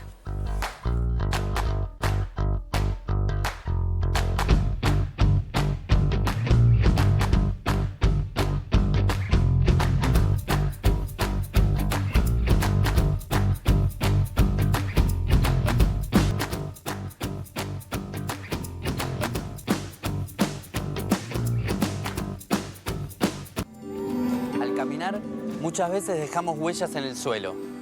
La huella es la marca visible del movimiento. Es algo así como la evidencia del pasado reciente. Con el agua pasa algo similar. Existe una manera de cuantificar y de medir el camino recorrido. La huella hídrica es el volumen de agua dulce consumida, evaporada o contaminada que gasta una empresa para fabricar cualquier producto o el agua consumida por una comunidad para el desarrollo de su vida. Uno tiene que ver con la cantidad de agua y por otro lado la calidad, es decir, en el desarrollo de algún producto se generan efluentes que se vuelcan, a cursos superficiales o donde fuere, que también impactan negativamente. Es decir, que no solamente considere el impacto en términos de cantidad, sino también de calidad. La huella hídrica en realidad lo podés hacer para un producto, es decir, para esta camisa, para una taza de café, para un kilo de bananas, para lo que vos quieras. Para una botella de 1 litro de cerveza, por ejemplo, se necesitan 300 litros de agua. Para medio kilo de queso, 2.500. ¿Sabías que el 92% de agua que se usa en el mundo va destinado a la agricultura? El gasto del hogar es tan solo el 1 o el 4% como máximo. El resto se utiliza en actividades industriales.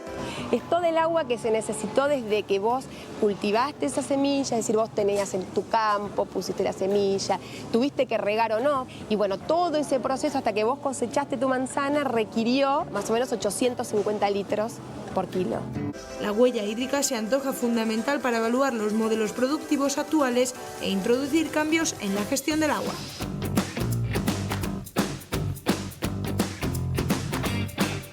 En 2024 el agronegocio usó 63 veces más agua dulce que la que OCE potabilizó para el consumo humano. Esto señala la investigación, comillas, el agua como subsidio ambiental del agronegocio en Uruguay, cierra comillas. Es de Carlos Santos, María Noel González y Martín Sanguinetti. Fue publicada en el libro Economía Ecológica Latinoamericana del Consejo Latinoamericano de Ciencias Sociales a final de 2021. Y en una actividad organizada por el Sindicato de OCE y la Comisión Nacional de Defensa del Agua y la Vida, se presentó recientemente una actualización de este trabajo, y para conversar sobre eso y qué nuevos datos hay es que recibimos al antropólogo Carlos Santos, especializado en temas ambientales y, como decía Jorge, uno de los autores de este estudio. Buenas noches y gracias. ¿Cómo estás, Carlos? Gracias a ustedes. Para empezar, antes de ir a los bifes, vayamos un poco a la repercusión social. ¿Crees que se ha generado más diálogo sobre este asunto del agua, el cuidado del agua, el uso del agua en los últimos tiempos? Y sobre todo, bueno, después de la sequía del 2023, ¿no? Pero, ¿estamos un poco más conscientes? ¿El tema está más dialogado o poca cosa? Yo tiendo a pensar que sí, quizá por una mirada muy optimista, ¿no?, en relación a esto. Creo que hubo un punto de inflexión con la crisis que vivimos en el 23 y estuvimos tomando agua salada. Algo que pensamos que no nos iba a pasar nunca, además, ¿no? Claro, era algo uruguayos. impensable para Uruguay, ¿no? Porque lo que aprendemos en la escuela, en el liceo, es que somos un país que tiene exceso de abundancia de agua por todas partes, ¿no? Y sin embargo nos quedamos sin agua. Yo creo que eso fue un punto de inflexión. Lamentablemente los procesos sociales no son lineales, digamos, no hay una acumulación de conciencia progresiva que nos vaya a conducir a ser un país que cuide el agua plenamente, pero creo que espiraladamente necesariamente además vamos hacia eso, ¿no? Vamos hacia tener más conciencia y más atención sobre esto. A nosotros algo que nos sorprendió, a María Noel, a Martín y a mí, es que en ese periodo de la crisis donde se generaron asambleas barriales y talleres y nos invitaban a conversar en muchos lugares, la gente ya manejaba la información de esto que había sido publicado en el 21, ¿no? O sea, y que era una publicación de corte más académico, digamos, ¿no? O sea, hubo una circulación de la información y eso da cuenta de que había un interés previo antes de la sequía incluso. Y por eso nos sentimos obligados ahora de compartir esta actualización de manera de que la información se hiciera pública, porque es importante que no se pierda, que no se diluya, digamos, la gravedad de lo que está pasando. Carlos, en el tape de arranque veíamos que se planteaba esta cuestión de la huella hídrica, ¿no? Muy bien explicado, por cierto. Ahí van esos preciosos tapes que hace nuestro queridísimo compañero Sebastián Moreira. Hablemos un poco sobre eso y sobre la brecha que hay entre lo que son entonces los usos productivos y los usos sociales que hacemos del agua, cómo se manifiesta. Totalmente, como lo decían en el tape, esa tendencia global también la tenemos en Uruguay, ¿no? O sea, la mayor parte de los usos del agua en nuestro país tienen que ver con la producción y por la estructura productiva del Uruguay con la producción agropecuaria, ¿sí? y el consumo humano no representa más del 4% del total del uso de agua del país. Eso es así, o sea, ¿esto quiere decir que estamos habilitados a derrochar agua en nuestras casas? No. Lo que quiere decir es que si nosotros hacemos el esfuerzo de cuidar el agua que usamos en nuestros hogares y usar sistemas más eficientes, lo mismo debería pasar con la producción agropecuaria en Uruguay. Y lo que nosotros estamos viendo es que no pasa. O sea, nosotros tenemos datos de 2012 a 2024, ¿sí? Hemos completado una serie de 12 años que nos da una mirada importante. En el 2012, la producción de celulosa, por ejemplo, multiplicaba por 4 el consumo de agua de toda la ciudadanía de Uruguay, de toda la población de Uruguay. Y en el 2024 la multiplica por 20. O sea, solo el sector celulosa en Uruguay multiplicó por 5, digamos, la cantidad, la diferencia entre el abastecimiento de agua humano con el consumo que hace ese sector. Y en esa industria, perdón que te interrumpa, sí, Carlos, pero para entender, ¿se podrían implementar medidas para reducir entonces el uso de agua? Son medidas, entonces, no sé, te pregunto, que no se implementan porque tienen un costo para la empresa. Claro. ¿Cuál es la cuestión que hay detrás para que no lo hagan? Se podrían implementar medidas, se deberían implementar medidas, debería ser más eficiente el uso del sector industrial de la producción de celulosa y sobre todo del sector primario de la producción de celulosa, que es el cultivo forestal, ¿sí? Entonces ahí hay un tema de aplicación de tecnologías que son costosas, pero hay alguien, digamos, que debería asumir esos costos. ¿Existe una normativa que los obligue o no? No, evidentemente no, evidentemente no. En Uruguay existe una normativa que es de la época de la dictadura, que entendemos que va a ser en parte revisada, digamos, es lo que han anunciado las autoridades, ¿no?, del gobierno, lo que tiene que ver con la calidad del agua, pero hay otra parte de esa misma normativa, que es el Código de Aguas de la Dictadura, es un decreto de la dictadura, que habilita al Estado a cobrar un canon por el uso del agua en el sector primario. Y eso no se está aplicando, no se ha aplicado nunca en Uruguay, ni desde la dictadura ni en todos los gobiernos sucesivos posteriores, ¿no? O sea, y digamos, el actual ministro de Ambiente ha dicho que eso no está en agenda y que no está previsto cobrarle al sector primario por el agua. Yo no creo que el cobro solucione la cuestión de fondo, que es que estos sectores utilicen menos agua, ¿no? O sea, que haya una mayor eficiencia en el uso del agua en el país. Y eso ayudaría, porque ahora que estamos justamente en plenas discusiones de dónde vamos a sacar el agua si hay una nueva sequía, entonces se cae un proyecto, se plantea otro. De esto no se habla mucho en realidad. Sí, eso nos preocupa un poco. También es otro de los motivos que nos lleva a hacer públicos estos datos. Una de las maneras quizá más sencillas, no en el sector celulosa, pero por ejemplo en el sector de la soja transgénica en Uruguay, que en el 2023, que es el último corte que nosotros tenemos con datos oficiales, fue el principal consumidor de agua. ¿Esa soja se planta para alimentar animales? Es la soja que se cultiva en Uruguay que se exporta, digamos. La mayor parte de la soja que se cultiva en Uruguay se exporta. Una gran proporción de esa soja termina siendo forraje para alimento de ganados, sobre todo en China, ¿sí? Hay una manera, una tecnología productiva que permitiría reducir la huella gris, ¿sí? Digamos, la huella hídrica se compone en 3. La verde, la azul y la gris. La gris es la que se necesita para diluir los contaminantes de la producción. Si nosotros sustituyéramos esta producción convencional que usa plaguicidas, venenos o agroquímicos de tipo fertilizantes, ¿no?, para la producción, que son los que más problemas nos están dando por la pérdida de calidad del agua, ahí tendríamos la chance de reducir enormemente esa huella hídrica. Pero eso implica decisiones de corte político de orientar los sistemas productivos hacia sistemas productivos que afecten menos la calidad del agua. Esto que parece como algo como radical, esto se hizo en el departamento de Canelones, ¿sí?, en 2013, 2014, 2015, donde hubo un problema de contaminación en la cuenca de la laguna del Cisne, y la Intendencia tomó medidas de ordenamiento territorial que implicaron que no se pudiera cultivar de manera convencional en toda esa cuenca y que hubiera un proceso de reconversión hacia la agroecología. Eso fue impulsado por un gobierno departamental, haciendo uso del marco jurídico vigente y, digamos, si no generó grandes conmociones en la vida institucional del país. Por eso creo que estamos ante una oportunidad de pensar esto a otra escala, considerando sobre todo las cuencas de las cuales nos abastecemos de agua potable. Pensando ahora, escuchándote pensando, va una un poco brusca. ¿Crees que a los gobiernos les importa más las consecuencias negativas que puede tener una crisis hídrica o una opinión social desfavorable que el agua en sí?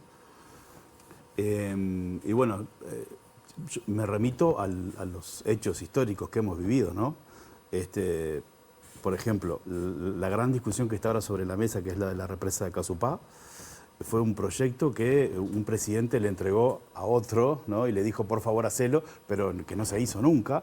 Y en el último periodo de gobierno que tuvimos tampoco se hizo, ¿no? O sea, no hay una política de Estado en este tema. La última gran obra que se hizo en torno al agua potable en Uruguay fue durante la dictadura, y fue la represa de Paso Severino, ¿no? De nuevo, todos los gobiernos democráticos que hemos tenido no han encarado este tema de una manera seria y contundente, ¿no? Y el otro gran ejemplo es esto que nos enteramos, digamos, en la crisis hídrica, de que más de la mitad del agua que hoy se eleva en el sistema metropolitano se pierde, ¿no? Bueno, entonces, esa es otra. ¿Es un índice alto a nivel internacional? es un índice alto. Sí. Todos los sistemas tienen pérdidas, que no son pérdidas, sino que es agua no contabilizada, agua que por algún motivo no es facturada. Perdóname, ¿sí? Pero estamos hablando de mucho, capaz en la vorágine de la charla, estamos hablando, o se potabiliza y la manda. Exacto. Cuando la manda, el 50% de eso que OCE ya potabilizó y mandó, se pierde por roturas de caños, fallas, etcétera. O no es contabilizado por el sistema de OCE. Eso quiere decir que está en cañerías que no tienen contador, ¿sí? O sea, puede haber problemas de ahí de cuestiones ilícitas, ¿no? De robo de agua. Esa posibilidad está. Para entender que en este momento de la charla estábamos hablando de eso. Estamos hablando de agua no contabilizada, ¿sí? Es un problema que la OCE tiene identificado, pero que nunca ha tenido el presupuesto para poder encararlo y para poder solucionarlo, que podría ser, por ejemplo, evitar pérdidas, evitar roturas de cañerías. En todo el mundo el promedio de las pérdidas anda en el 30%, y nosotros tenemos el 50%. A nivel nacional, ahora, si discriminamos región metropolitana, aumenta casi el 70%. ¿Ah? Es obsceno. Claro, porque en el resto del país, al ser sistemas de escala menor, es más factible poder resolver un problema de rotura, ¿sí? Entonces, ahí hay un problema grave, y ahí hay un problema que se ha dejado agravar con el paso del tiempo y que requeriría una intervención drástica. Volviendo a lo que son las diferentes industrias y los diferentes sistemas productivos que se desarrollan en nuestro país, quiero volver un poco al tema de la celulosa y las plantaciones de eucaliptus. ¿Qué es lo que pasa con las plantaciones de eucaliptus? ¿Cuánta agua consumen? ¿Y qué es lo que pasa después con ese suelo que está por debajo de estos árboles? Está muy bien la pregunta, Maite, porque eso me da pie para plantear algunas de las limitaciones que tiene el instrumento que utilizamos de la huella hídrica, que si bien nos permite tener esta mirada comparativa, tiene un problema, y es que, digamos, la única masa forestal que está contemplada en este estudio que nosotros hicimos es la que se corta cada año para producir pasta de celulosa de ese año. O sea, este informe no incluye el resto del 1.000.000 de hectáreas que tiene que estar cultivada para que la fábrica funcione año a año, ¿sí? Digamos, no tiene que ver con cómo funciona el sistema productivo, porque, digamos, la celulosa no puede producirse cultivando específicamente para ese año, ¿se entiende? Se requiere un ciclo de 10 años de crecimiento. Entonces, hay efectos acumulados ahí que este indicador no mide, que tiene que ver con pérdida de biodiversidad, pérdida de pastizales, que son nuestro ecosistema más extendido y que incluso tiene beneficios de captación de carbono para el cambio climático, cambios en la estructura económica de las sociedades rurales en Uruguay que se ha dado a partir de la forestación, y además esto que vos planteás de la pérdida de agua y de fertilidad de los suelos después de ciclos de 40 años con árboles cultivados. Digamos, todavía estamos muy lejos de tener evaluaciones de lo que puede llegar a suceder con estos ciclos productivos de 4 décadas. ¿Sí? Se sospecha que puede quedar pobre ese suelo después. Y sí, no va a quedar en las mismas condiciones en que estaba.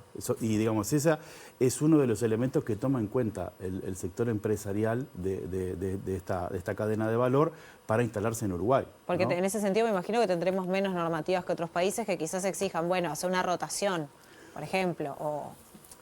Sí, pero por ejemplo en Brasil hay un sistema, eso fue estudiado por un geógrafo francés que trabajó mucho sobre Uruguay, hay todo un sistema de identificación de caudales ambientales, ¿sí? De caudales hídricos ambientales en diferentes cuencas para definir cuáles son los lugares en los que debería forestarse y cuáles no. Eso en el estado de Río Grande del Sur, acá cruzando el río Yaguarón, ¿sí? Ahora, en Uruguay seguimos utilizando un indicador que no tenía la complejidad que tienen estos indicadores de huella hídrica, que es el famoso CONEAT, ¿sí? Que lo que mide es la productividad del suelo para pasturas para darle alimento al ganado, ¿sí? Entonces, seguimos utilizando ese indicador y, por ejemplo, con ese indicador se definieron las zonas de prioridad forestal en Uruguay. Y las zonas de prioridad forestal incluyen en muchos casos las cabeceras de cuenca, los lugares donde digamos, nacen los arroyos y los ríos que después nosotros utilizamos para el abastecimiento de poblaciones. Entonces debería revisarse esa normativa y yo creo que estamos a tiempo de quitar todas las exoneraciones fiscales que tiene el sector forestal en nuestro país, ¿no? O sea, es como que ya se cumplió. O sea, nosotros decimos en el trabajo que hay un subsidio ambiental que es el agua, pero además a quienes cultivan en las zonas de prioridad forestal, la sociedad les sigue subsidiando el cultivo, ¿no? Económicamente. Entonces ahí nos parece que hay ya evidencia suficiente de que no podemos seguir con esa lógica de promoción de este tipo de actividades. Más allá de que después sigamos manejando detalles, en lo general, ¿en qué crees o en qué han cotejado que el aparato político uruguayo, el sistema político, ha sido más permeable, valga la expresión en el caso, a las inquietudes frente a los problemas del agua y en qué otros está más duro? Bueno, yo creo que todo lo que se generó en torno a Neptuno, ¿no? el proyecto Neptuno y su archivo, demuestra que hubo una sensibilidad de una parte del espectro político con respecto a toda la movilización social que se generó, alertando sobre las consecuencias que tendría instalar una planta potabilizadora de agua del río de la Plata en el departamento de San José. Ahora, eso estuvo también, digamos, tuvo un componente académico muy fuerte, con información de colegas de Facultad de Ciencias y del CURE en torno a la calidad del agua de ese lugar y a lo que viene pasando con la pérdida de calidad de agua sistemática en el país. Pero me parece que eso estuvo también muy asociado con un modelo de negocios, con un proceso de privatización, digamos, con un contrato firmado con un consorcio privado. Estamos teniendo otro tipo de problemas en el resto del país, que tiene que ver con el deterioro progresivo de las cuencas que producen agua, de la cual nosotros tomamos para abastecer a las poblaciones humanas. Y ahí no ha habido ningún tipo de sensibilidad, salvo este caso altamente excepcional que yo mencionaba de Laguna del Cisne en el departamento de Canelones, ¿no? Todo el sistema ahí de Salinas, Parque del Plata, Atlántida, ¿no? Ahí se pudo. Ahí hubo una confluencia virtuosa de movilización del sector rural con el sector urbano y un gobierno departamental que atendió esos reclamos y que tomó una decisión dentro del marco jurídico establecido. ¿Quién estaba, ¿no?, como intendente ahí, que no recuerdo? Yamandu Orsi. Y teniendo en cuenta que todo esto que estás hablando, ¿no?, de la importancia del agua, de que ya lo vivimos, creo que todos y todas nos dimos cuenta durante esa sequía de cómo dábamos por sentado que siempre la íbamos a tener y nos dimos cuenta que no. ¿Por qué te parece que es tan difícil que efectivamente se implementen normativas o políticas de mayor control para regular todas estas cuestiones que tú estás comentando? ¿Qué fuerzas operan detrás para que no sea una política que un gobierno diga, sí, claro, yo tengo que hacer esto, no me importa quién se enoje, voy a empezar a controlar, a regular, etcétera? El Estado uruguayo tiene unos instrumentos maravillosos de fiscalización y de control, que son los espacios de participación. O sea, qué mejor que la propia gente que habita los territorios, que es la que puede llegar a controlar y a decir qué es lo que está pasando. Particularmente en el tema del agua, a partir de la reforma del 2004, existen comisiones de cuenca y comités regionales de recursos hídricos. En el tema de áreas protegidas, por ejemplo, existen las comisiones asesoras de áreas protegidas, donde la gente que vive en ese entorno puede participar y puede tomar no puede tomar decisiones porque no son vinculantes, pero sí puede tomar contacto directo con quienes toman las decisiones, aportar información y a la vez tomar noticia de lo que está sucediendo. Sin embargo, esos espacios no han sido dinamizados al punto de tomar desde ahí información que permita actuar a los cuadros inspectivos o fiscalizadores, ¿no? Entonces hay como una disociación entre el rol de la gente participando y el rol del Estado controlando lo que sucede en los territorios, ¿no? O sea, porque operan intereses detrás. Seguramente porque operan intereses, pero también porque hay como una lógica muy estadocéntrica. Por ejemplo, en muchas de las comisiones de Cuenca el relato es que salen caravanas de vehículos desde las oficinas de los ministerios en Montevideo para reunirse en el territorio con los vecinos, cuando en realidad lo que se requeriría sería una descentralización efectiva del poder, no solo con la presencia de los ministerios, sino tomando en cuenta las instancias locales que existen, las asambleas de vecinos, las intendencias, los municipios, digamos. Muchas veces los gobiernos departamentales o el tercer nivel de gobierno no tienen acceso a los mecanismos de control que se requiere desplegar desde el Estado para intervenir en una situación, por ejemplo, lo que pasó hace poco en Paysandú con una fumigación en torno a una escuela, ¿no? O sea, se requirió ahí de toda una movilización social que desencadenara la presencia de un cuerpo inspectivo desde Montevideo, cuando en realidad estas capacidades deberían estar instaladas en todo el territorio.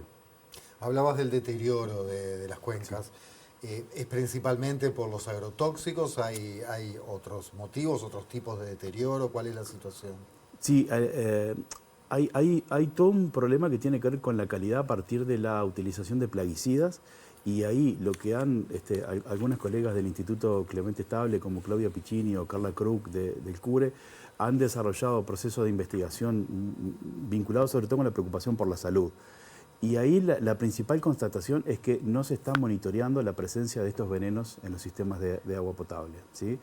Por ejemplo, el glifosato, que es el herbicida más utilizado en el país, sobre todo con la producción de soja, pero también con otros productos agropecuarios, no tenemos un registro sistemático de lo que está pasando en el agua, ¿no? Con eso. Pero por otro lado, la principal preocupación, que se le llama contaminación difusa, porque no se tiene claro el origen puntual, pero sí se sabe que es por un sistema, por un modelo productivo, son los fertilizantes, ¿sí?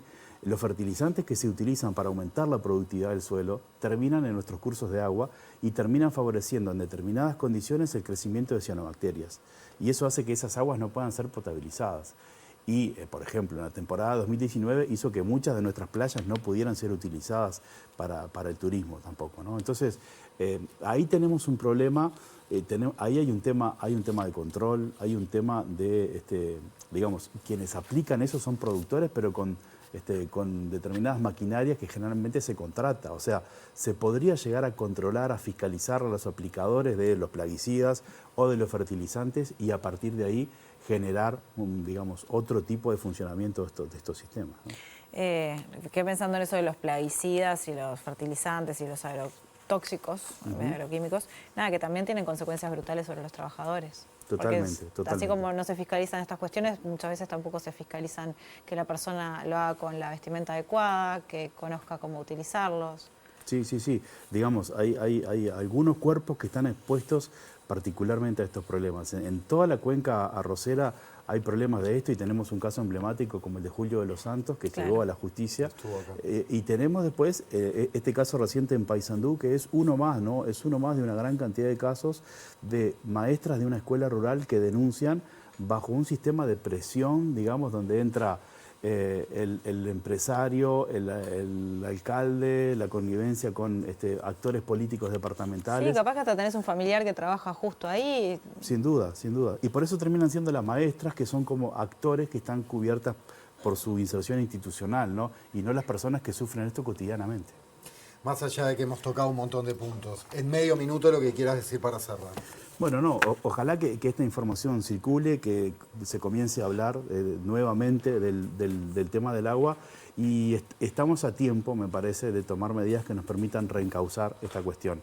En breve, en algunos países en Europa van a empezar a utilizar este indicador para decidir si compran o no determinados bienes. Entonces también, por una finalidad económica, deberíamos empezar a usar mejor el agua. Carlos Santos, muchísimas gracias por acompañarnos. Gracias a esta noche. ustedes. Gracias. Nos vamos, Arazuela. Nos vamos. Despacito y por las piedras. Me había olvidado que teníamos que desplazarnos. Si ¿Te habías olvidado? Sí. Bueno, te hace bien Me agarraste caminar. por sorpresa. Escucha, se viene en la pantalla de TV Ciudad Ideas Cruzadas. Hoy con mucha música, charla, incluso como se ve en la promo, Hermoso. tocan en vivo Lucía Gatti, chelista que ha grabado con todo el mundo, y el guitarrista flamenco Gonzalo Franco. Y después más música, porque a las 23 horas, Noche Plena, hoy Majo y la del 13. Gracias a ustedes por estar, como siempre. Nos volvemos a encontrar el próximo domingo aquí por la pantalla de TV Ciudad. Buenas noches.